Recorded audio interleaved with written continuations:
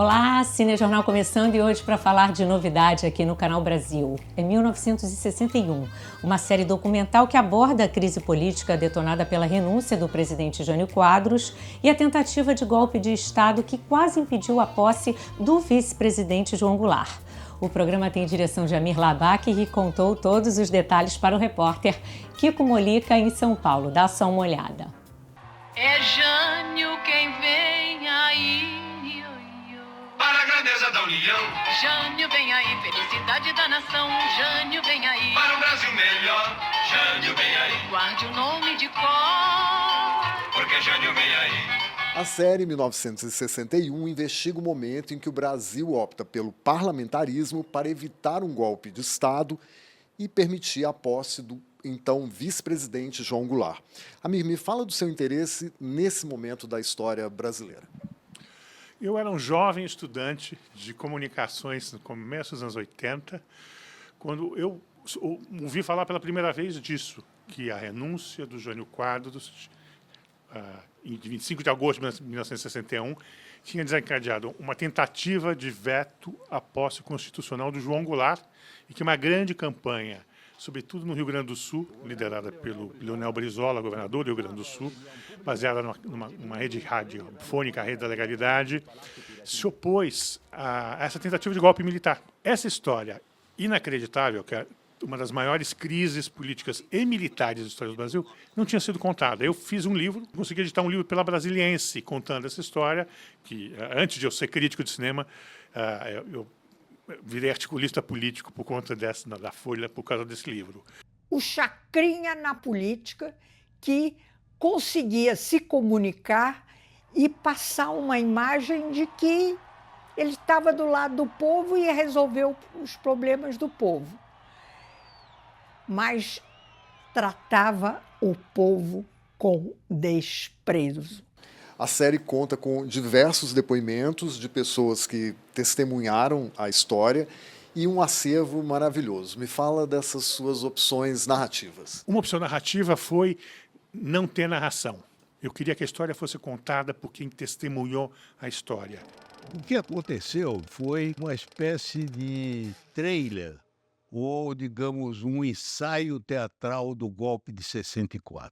E aí você tem personalidades que são nossos companheiros de tela do Canal Brasil, como sempre, que naquele momento estavam atuantes. O Pereio era um jovem ator no Rio Grande do Sul que compôs a letra do hino da legalidade dessa campanha pela posse do João Goulart.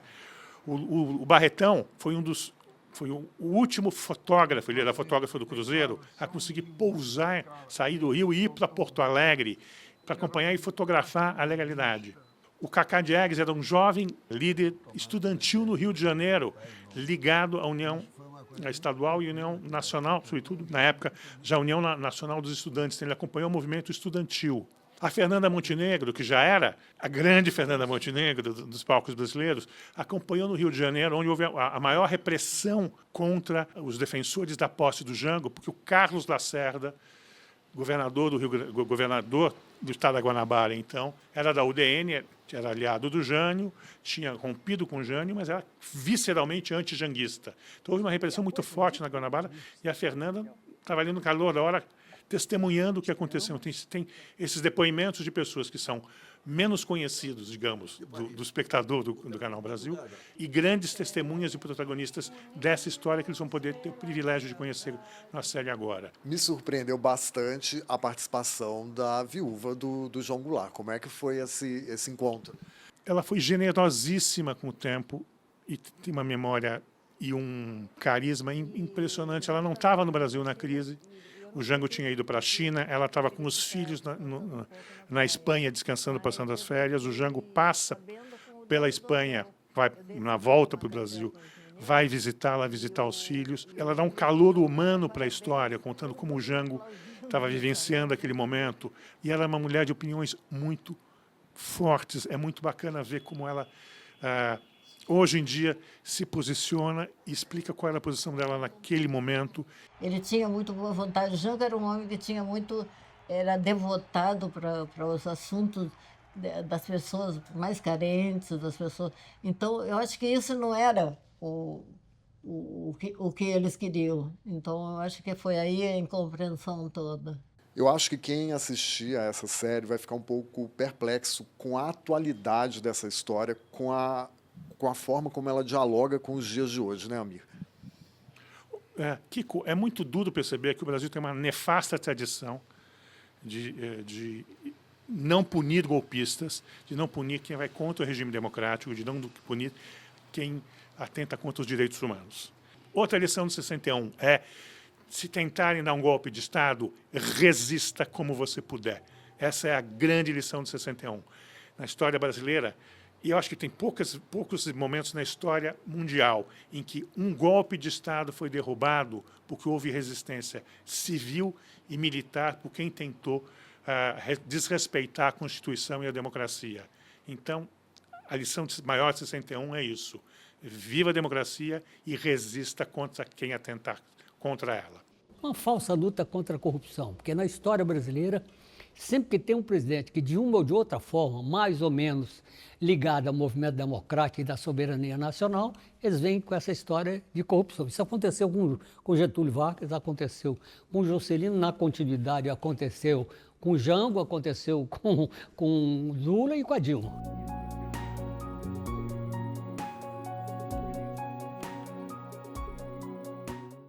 1961 ganha exibição do dia 5 ao dia 7, às 9h30 da noite. E dia 8, a partir de 1 da tarde, você pode assistir aos episódios em sequência na nossa programação.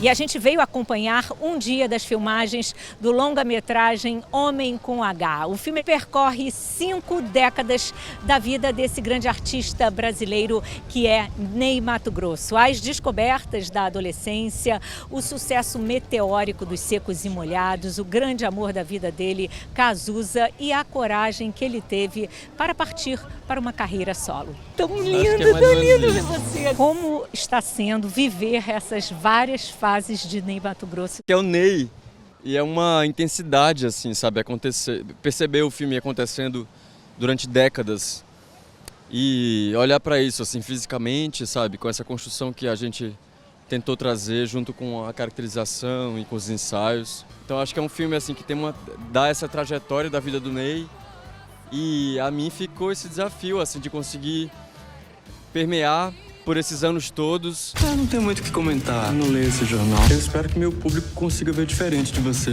E esse seu cabelo é seu? É meu, é natural. Sendo muito sincero, ainda estou processando isso tudo que está acontecendo. Eu também sou músico e minha família toda escuta muita música, a gente escutava sempre desde novo, então o Cazuza sempre foi muito presente. Você canta no filme? Canto, dou uma palhinha. E no momento de intimidade, tá no filme, confiram, tá linda essa cena. Então eu dou uma palhinha do Tempo Não Para. Jurei mentiras e sigo sozinho. Assumo os pecados. Saiu fresquinho, tá fresquinho para a entrevista, acabou de sair do mar. O Bruno, que interpreta o Marco de Maria, esse homem que foi tão importante na vida de Ney Matogrosso. Queria que você me falasse um pouco desse processo de teste, de ser escolhido. Eu confesso que foi uma grande surpresa para mim. É incrível como eles encaixaram muito bem, cada um no seu período da vida, sabe? E eles convivem durante todo esse tempo e a história deles é muito linda, muito. Eu fiquei muito encantado. Você é uma pessoa completamente diferente de quem você é no palco, sabia? Vamos lá? É isso, gente, arpoador. É isso. Você está no projeto desde quase o início, né? Você escreveu o roteiro, está dirigindo, é uma imersão profunda na vida de Ney Matogrosso, né? O Ney representa a liberdade, representa essa pulsão do corpo que ousa existir, ousa ir de encontro, assim, ou contestar qualquer autoridade que queira reprimi-lo. Então, por que a gente não faz um recorte emocional? E é um filme sobre isso, entendeu? Sobre liberdade, sobre expressão, sobre você amar. É bonito isso, porque tem algo muito forte do afeto, né? A relação dele com o pai também é retratada no filme. Você conhece seu pai. Só faz o que ele quer. Aliás, vocês dois. Tudo farinha do mesmo saco. E para você, pessoalmente, o que é fazer esse personagem? Eu quero olhar para isso como um processo de entendimento pessoal.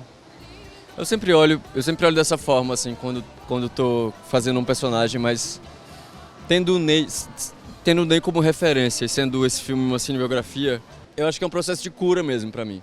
Eu acho que é isso.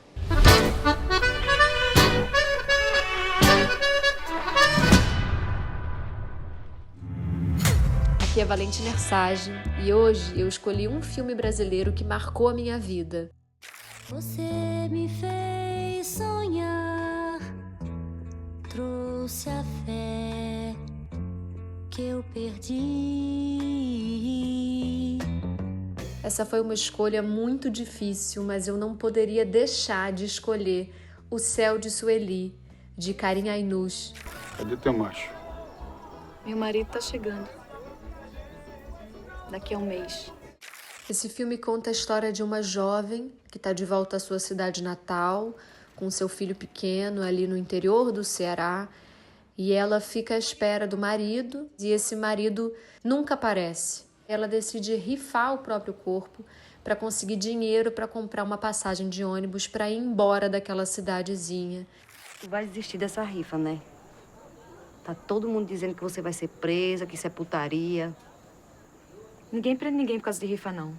O filme conta um pouco dessa jornada, dessa personagem que está indo atrás de se reinventar, que está indo atrás de uma nova vida. Então é um filme que me traz esse sentimento de liberdade, assim.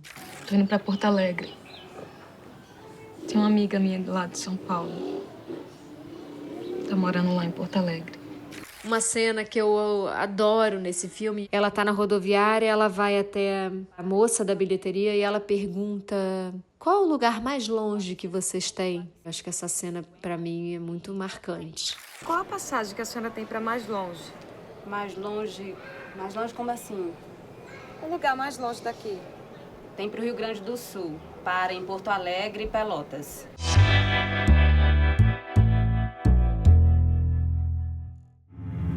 E o Cinejornal vai ficando por aqui, mas eu sempre volto com as notícias do nosso audiovisual. Um beijo para você e eu te espero na próxima.